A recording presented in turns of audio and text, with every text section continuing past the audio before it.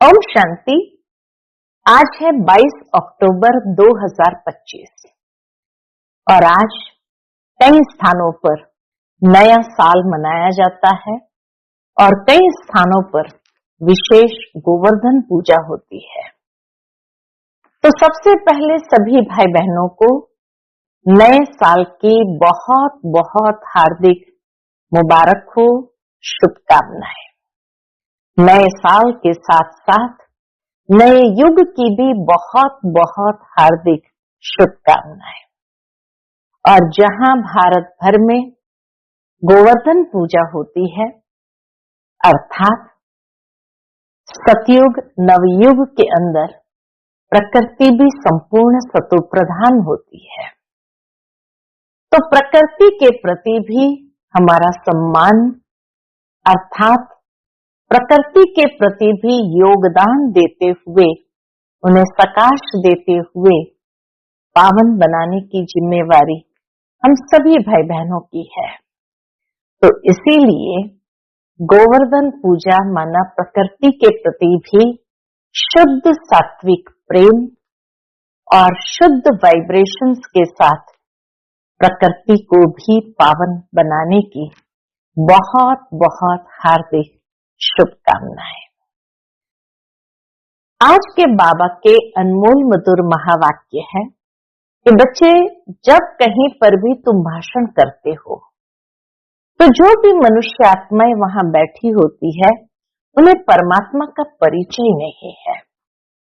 तो बच्चों को सबसे पहले हर एक को परमात्मा का परिचय देना है कि वो परमात्मा पिता कौन है, कब आते हैं, क्या आकर के करते हैं, और पुनः उस जागृति को ले आना।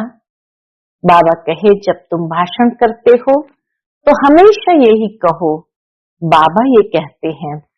बाबा बाबा शब्द निकलता रहे मुख से तो लोगों को भी तीर लगता है।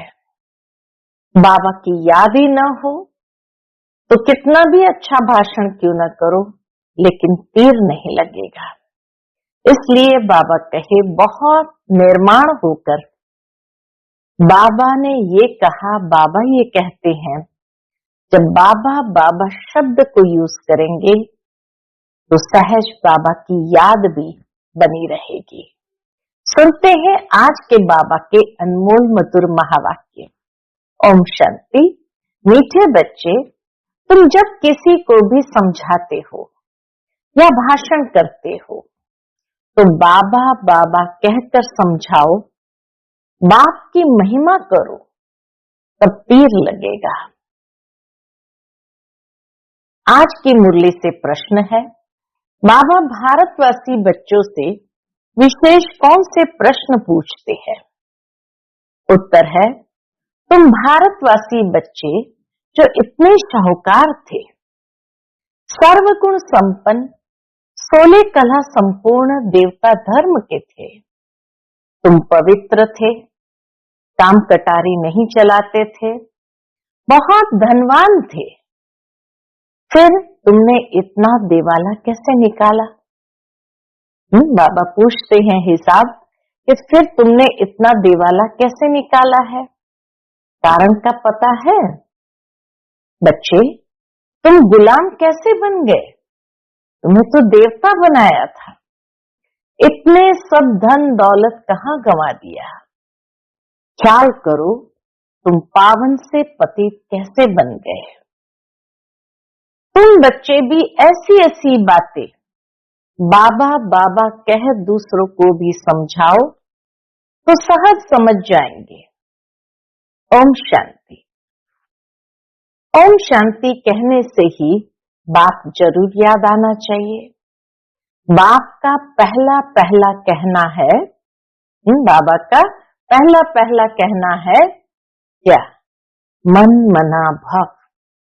जरूर आगे भी कहा है, तब तो अभी भी कहते हैं ना। तुम बच्चे बाप को जानते हो। जब यहाँ सभा में भाषण करने जाते हो, वो लोग तो बाप को जानते नहीं, तो उनको भी ऐसा कहना चाहिए। जहां भाषण करने जाते हैं, बाबा कहे पब्लिक तो जानती नहीं परमात्मा कौन है, तो उनको भी ऐसा कहना चाहिए। शिव बाबा कहते हैं वही पतित पावन है, जरूर पावन बनाने के लिए यहाँ आकर समझाते हैं।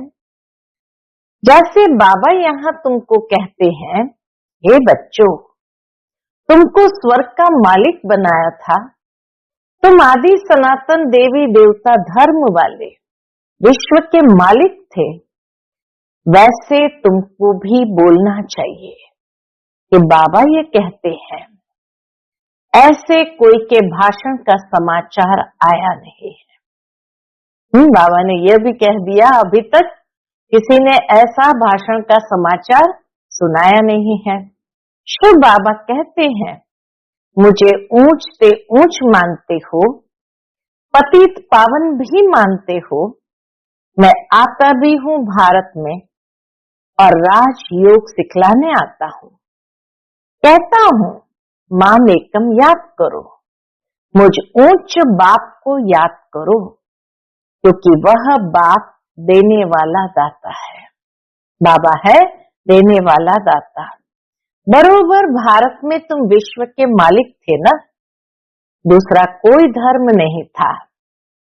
बाप हम बच्चों को समझाते हैं, हम फिर आपको समझाते हैं। बाबा कहते हैं तुम भारतवासी कितने शाहूकार थे, सर्वगुण संपन्न, 16 कला संपूर्ण देवता धर्म था। तुम पवित्र थे, काम कटारी नहीं चलाते थे, बहुत धनवान थे। फिर बाप कहते तुमने इतना देवाला कैसे निकाला है? पूछते बाबा इतना तुम्हें अमीर बनाया था, ऊंच बनाया था, फिर इतना देवाला कैसे निकाला है? कारण का पता है, तुम विश्व के मालिक थे, अभी तुम विश्व के गुलाम क्यों बने हो? सभी से कर्जा लेते रहते हो, इतने सब पैसे कहां गए? जैसे बाबा भाषण कर रहे हैं वैसे तुम भी भाषण करो तो बहुतों को आकर्षण हो। तुम लोग बाबा को याद नहीं करते हो तो किसको तीर लगता नहीं है। बाबा कहे भाषण से पहले बाबा को जरूर याद करना चाहिए। जब याद नहीं करते हैं तो किसको तीर लगता नहीं है, वो ताकत नहीं मिलती। नहीं तो तुम्हारा एक ही भाषण ऐसा सुने तो कमाल हो जाए। शिव बाबा समझाते हैं भगवान तो एक ही है जो दुख हरता सुख करता है, नई दुनिया स्थापन करने वाला है। इसी भारत पर स्वर्ग था, हीरे जवाहरतों के महल थे, एक ही राज्य था, सब खीर खंड थे।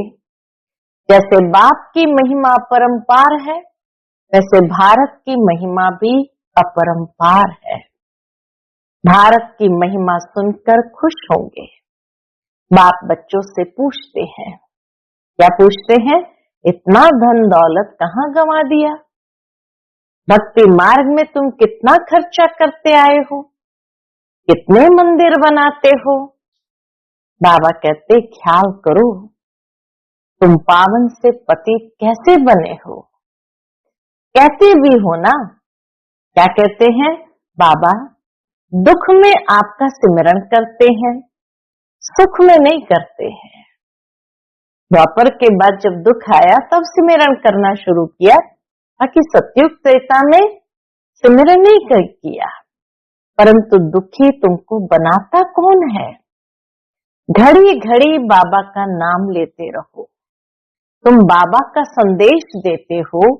बाबा कहते हैं हमने तो स्वर्ग शिवालय स्थापन किया, स्वर्ग में इन लक्ष्मी नारायण का राज्य था ना, तुम यह भी भूल गए हो कि स्वर्ग में किसका राज्य था?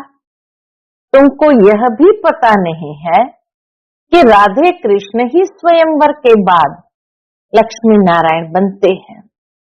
तभी तो भारत में एक भजन गाते हैं, श्री कृष्ण गोविंद हरे मुरारी, हे नाथ नारायण नमः वासुदेव।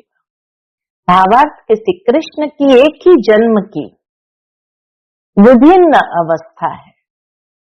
बचपन में जिसको श्री कृष्ण कहा, थोड़ा बड़ा हुआ, ग्वाल बाल बना तो गोविंद कहा, फिर जब रास लीला रचाई तो हरे मुरारी कहा, और वही जब राजगद्दी पर बैठते हैं तब नाथ नारायण कहते हैं, वही वासुदेव। तो श्री कृष्ण गोविंद हरे मुरारी, हे नाथ नारायण नमः वासुदेव। भावार्थ यही कि श्री कृष्ण ही स्वयंवर के बाद जब राजगद्दी पर बैठते हैं तो लक्ष्मी नारायण बनते हैं। राधे कृष्ण ही लक्ष्मी नारायण, और एक ही जन्म में ये विभिन्न अवस्था है। श्री कृष्ण जो विश्व का मालिक था, उनको कलंक बैठ लगाते हो, मेरे को भी कलंक लगाते हो। शिव बाबा कहते मेरे को भी नहीं छोड़ा, मेरे को भी कलंक लगाते हो। मैं तुम्हारा सदगति दाता। ईश्वर पर क्या कलंक लगाया? तुम मुझे कुत्ते बिल्ली कण कण में कह देते हो। बाबा कहते हैं तुम कितने पतित बन गए हो। बाप कहते हैं सर्व का सदगति दाता पतित पावन मैं हूं। तुम फिर पतित पावनी गंगा कह देते हो। मेरे से योग न लगाने से तुम और ही पतित बन पड़ते हैं। मुझे याद करो तो तुम्हारे विकर्म विनाश होंगे। घड़ी घड़ी बाबा का नाम लेकर समझाओ तो शिव बाबा याद रहेगा। बोलो, हम बाप की महिमा करते हैं।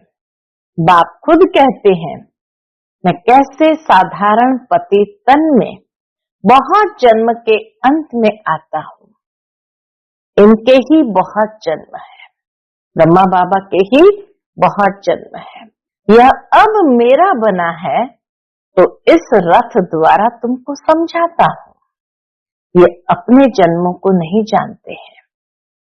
भागीरथ यह है, इनके भी वानप्रस्थ अवस्था में मैं आता हूं। भाग्यशाली रथ भी ब्रह्मा बाबा का है और इनके ही वानप्रस्थ अवस्था में शिव बाबा प्रवेश करते हैं। शिव बाबा ऐसा समझाते हैं, ऐसा भाषण किसका सुना नहीं है। बाबा का तो नाम ही नहीं लेते हैं। सारा दिन बाबा को तो बिल्कुल याद ही नहीं करते हैं। कहाँ समय जाता है? बाबा कहते झरमुई झरमुई में लगे रहते हैं और लिखते हैं कि हमने ऐसा भाषण किया, हमने ये समझाया। बाबा समझते हैं कि अभी तो तुम चींटियां हो, मकोड़े भी नहीं बने हो, और अहंकार कितना कि हमने इसको समझाया, ये समझाया, और अहंकार कितना रहता है। समझते नहीं कि शिव बाबा ब्रह्मा द्वारा कहते हैं। शिव बाबा को तुम भूल जाते हो, ब्रह्मा पर झट बिगड़ते हैं। बाप कहते हैं तुम मुझे ही याद करो, तुम्हारा काम है मेरे से। बाबा भी कहते तुम्हारा काम किससे है? मेरे से है। मुझे याद करते हो ना, परंतु तुमको भी पता नहीं है कि बाप क्या चीज है। तब आते हैं गुरु लोग तुमको कहते हैं कि कल्प लाखों वर्ष का है, और बाप कहते हैं कि कल्प है ही 5000 वर्ष का। पुरानी दुनिया सो फिर नई होगी, नई सो फिर पुरानी होती है। अब नई दिल्ली है कहाँ? दिल्ली तो जब परिस्तान होगी तब नई दिल्ली कहेंगे, या परिस्तान कहेंगे। नई दुनिया में नई दिल्ली थी जमुना घाट पर, उन पर लक्ष्मी नारायण के महल थे, परिस्तान था। अभी तो कब्रिस्तान होना है, सब दफन हो जाने हैं। इसलिए बाप कहते हैं मुझ ऊंचते ऊंच बाप को याद करो तो पावन बनेंगे। हमेशा ऐसे बाबा बाबा कहकर समझाओ।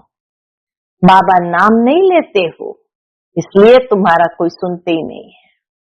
तो बाबा नाम जरूर लेते रहे भाषण के बीच, तो बाबा कहते तीर लगेगा।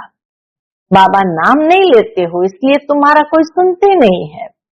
बाबा की याद न होने से तुम्हारे में जौहर नहीं भरता।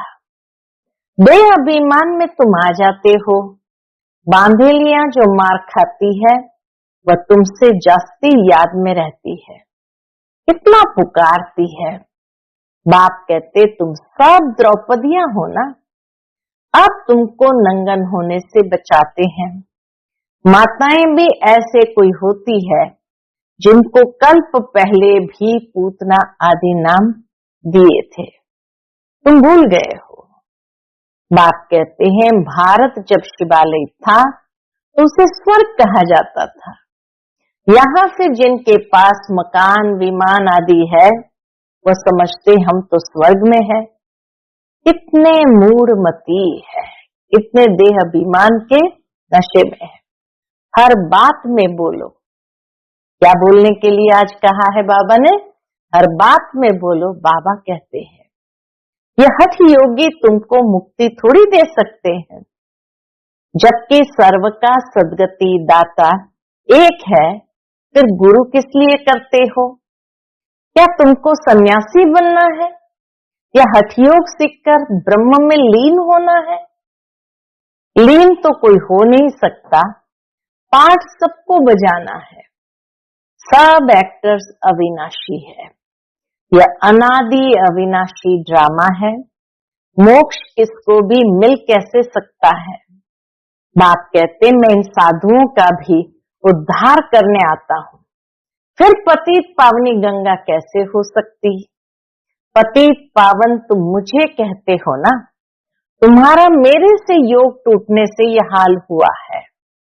अब फिर मेरे से योग लगाओ तो विकर्म विनाश होंगे। मुक्ति धाम में पवित्र आत्माएं रहती है। अभी तो सारी दुनिया पतित है, पावन दुनिया का तुमको मालूम ही नहीं है। तुम सब पुजारी हो, पूज्य एक भी नहीं। तुम बाबा का नाम लेकर सबको सुजाग कर सकते हो। बाप जो विश्व का मालिक बनाते हैं उनकी तुम ग्लानि बैठ करते हो।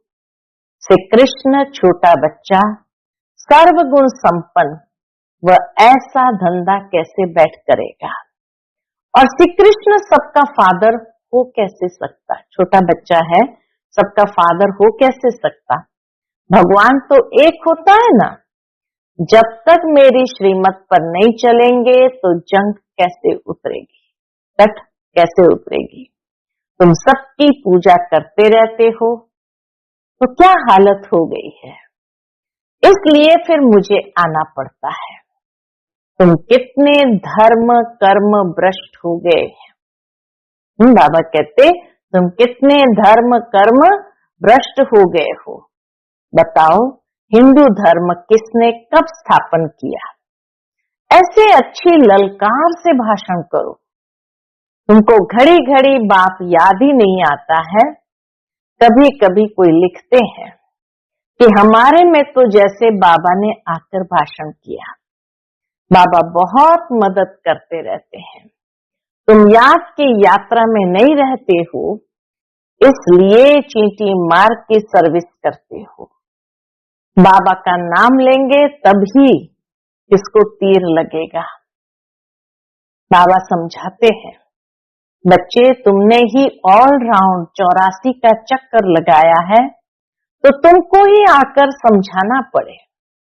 मैं भारत में ही आता हूं। जो पूज्य थे वो पुजारी बनते हैं, मैं तो पूज्य पुजारी नहीं बनता हूं। बाबा तो पूज्य पुजारी वाले चक्र में आते ही नहीं है। बाबा कहते हैं ये तो धुन लगा देनी चाहिए। तुम जब ऐसे ऐसे भाषण करो, जब ऐसा हम सुने तब समझे कि अब तुम चींटी से मकोड़े बने हो। बाबा कहते हैं ऐसी धुन लगा देनी चाहिए। और जब ऐसे भाषण करेंगे और जब बाबा ऐसा सुने तब समझेंगे कि हाँ तुम चींटी से क्या बने हो, मकोड़े बने हो। बाप कहते मैं तुमको पढ़ाता हूं। तुम सिर्फ माम एकम याद करो। इस रथ द्वारा तुमको सिर्फ कहता हूं, क्या कहते हैं, मुझे याद करो। रथ को थोड़ी याद करना है। बाबा ऐसे कहते हैं, बाबा ये समझाते हैं, ऐसे ऐसे तुम बोलो, फिर देखो तुम्हारा कितना प्रभाव निकलता है। बाप कहते हैं, देह सहित सभी संबंधों से बुद्धि का योग तोड़ो, अपनी देह भी छोड़ी तो बाकी रही आत्मा। अपने को आत्मा समझ मुझ बाप को याद करो। कई कहते हैं अहम ब्रह्मास्मि, माया के हम मालिक है। अहम ब्रह्मास्मि का अर्थ करते हैं माया के हम मालिक है। बाप कहते तुम यह भी नहीं जानते कि माया किसको कहा जाता और संपत्ति किसको कहा जाता है। तुम धन को माया कह देते हो, ऐसे ऐसे तुम समझा सकते हो। बहुत अच्छे अच्छे बच्चे मुरली भी नहीं पढ़ते हैं, बाप को याद भी नहीं करते तो तीर नहीं लगता है, क्योंकि याद का बल नहीं मिलता है। बल मिलता है याद से ही, बल आत्मा में भरता है याद से। जिस योग बल से तुम विश्व के मालिक बनते हो, बच्चे हर बात में बाबा का नाम लेते रहो तो कभी कोई कुछ कह न सके। सर्व का भगवान बाप तो एक है या सभी भगवान है। कहते हैं हम फलाने सन्यासी के फॉलोअर्स हैं। अब वह सन्यासी और तुम गृहस्थी, तुम फॉलोअर्स कैसे ठहरे। गाते भी है झूठी माया झूठी काया झूठा सब संसार, सच्चा तो एक ही बाप है। वह जब तक न आए तो हम सच्चे बन नहीं सकते हैं। बाबा कहे जब तक वह न आए तब तक हम सच्चे नहीं बन सकते हैं। मुक्ति जीवन मुक्ति दाता एक ही है, बाकी कोई भी मुक्ति थोड़ी देते हैं जो हम उनके बने। बाबा कहते यह भी ड्रामा में था, अब सावधान हो, आंखें खोलो। बाबा ऐसे कहते हैं, ये कहने से तुम छूट जाएंगे, तुम्हारे ऊपर कोई बकवाद नहीं करेंगे। त्रिमूर्ति शिव बाबा कहना है। कौन कह रहा है? त्रिमूर्ति शिव बाबा कह रहा है, सिर्फ शिव नहीं। त्रिमूर्ति को किसने रचा? ब्रह्मा द्वारा स्थापना कौन कराते हैं? क्या ब्रह्मा क्रिएटर है? ऐसे ऐसे नशे से बोलो तब काम कर सकते हो इस दुनिया में, नहीं तो देह अभिमान में बैठ भाषण करते हैं। बाप समझाते हैं, क्या समझाते हैं? ये अनेक धर्मों का कल्प वृक्ष है। पहले पहले है देवी देवता धर्म, अब वह देवता धर्म कहाँ गया? लाखों वर्ष कह देते, यह तो 5000 वर्ष की बात है। तुम मंदिर भी उन्हों के बनाते रहते हो। दिखाते हैं पांडवों और कौरवों की लड़ाई लगी, पांडव पहाड़ों पर गल मरे, फिर क्या हुआ? मैं कैसे हिंसा करूंगा? मैं तो तुमको अहिंसक वैष्णव बनाता हूं। काम कटारी न चलाना, उसको ही वैष्णव कहते हैं। वह है विष्णु की वंशावली। वैष्णव अर्थात विष्णु की वंशावली, जो एकदम शुद्ध पवित्र। अच्छा, मीठे मीठे सिकिलदे बच्चों प्रति माता पिता बाप दादा का याद प्यार और गुड मॉर्निंग। रूहानी बाप की रूहानी बच्चों को नमस्ते। हम सभी रूहानी बच्चों की रूहानी माता पिता बाप दादा को याद प्यार, गुड मॉर्निंग और नमस्ते नमस्ते। शुक्रिया बाबा, शुक्रिया। आज की मुरली से धारणा के लिए मुख्य सार है। पहली पॉइंट, सर्विस में सफलता प्राप्त करने के लिए अहंकार को छोड़ हर बात में बाबा का नाम लेना है। याद में रहकर सेवा करनी है। झरमुई झरमुई में अपना टाइम वेस्ट नहीं करना है। दूसरी पॉइंट, सच्चा सच्चा वैष्णव बनना है। कोई भी हिंसा नहीं करनी है। देह सहित सभी संबंधों से बुद्धि योग तोड़ देना है। आज का बाप दादा का मधुर वरदान हम बच्चों के प्रति है, हाँ जी के पाठ द्वारा सेवाओं में महान बनने वाले सर्व की दुआओं के पात्र भव। हाँ जी के पाठ द्वारा सेवाओं में महान बनने वाले सर्व की दुआओं के पात्र भव। कोई भी सेवा खुशी और उमंग से करते हुए सदा ध्यान रहे कि जो सेवा हो उसमें सर्व की दुआएं प्राप्त हो, क्योंकि जहां दुआएं होंगी वहां मेहनत नहीं होगी। अब यही लक्ष्य हो कि जिसके भी संपर्क में आए उसकी दुआएं लेते जाए। हाँ जी का पाठ ही दुआएं लेने का साधन है। कोई रॉन्ग भी है तो उसे रॉन्ग कहकर धक्का देने के बजाय सहारा देकर खड़ा करो, सहयोगी बनो, तो उससे भी संतुष्टता की दुआएं निकलेगी। जो दुआएं लेने में महान बनते हैं वे स्वतः महान बन जाते हैं। आज का स्लोगन है, हार्ड वर्कर के साथ साथ अपनी स्थिति भी हार्ड यानी मजबूत बनाने का लक्ष्य रखो। आज का बाप दादा का व्यक्त इशारा है, स्वयं और सर्व के प्रति मनसा द्वारा योग की शक्तियों का प्रयोग करो। उसके अंतर्गत योग का प्रयोग अर्थात अपने शुद्ध संकल्पों का प्रयोग तन पर, मन पर, संस्कारों पर अनुभव करते आगे बढ़ते चलो।